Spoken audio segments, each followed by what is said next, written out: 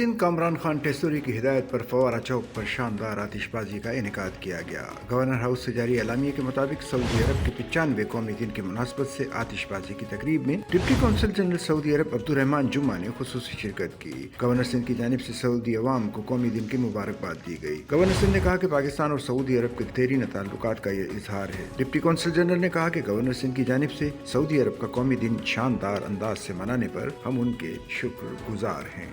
Sachal news net work کی videos میں خوش آمدید۔ ناظرین، ویڈیو سے متعلق اپنی قیمتی رائے کا اظہار کمنٹ باکس میں ضرور کریں اور چینل کو سبسکرائب کریں۔